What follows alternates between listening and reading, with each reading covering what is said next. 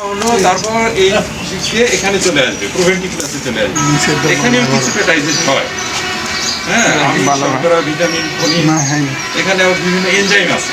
হ্যাঁ, বিভিন্ন ধরনের এনজাইম বিভিন্ন জায়গা থেকে নিঃসরণ ঘটে। এনজাইমগুলো খাবারগুলো তখন ডাইজেস্ট হওয়া শুরু করে। আচ্ছা, এরপরে পরের যে শক্ত অংশটা, এটাকে বলা হয় গিজার্ড। নাম শুনেছেন?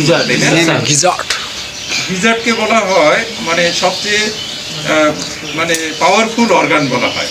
পাওয়ারফুল মানে কি? শক্তিশালী।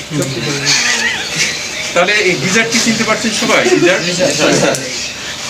এটা হচ্ছে গিজার্ড, এটা পাওয়ারফুল অর্গান।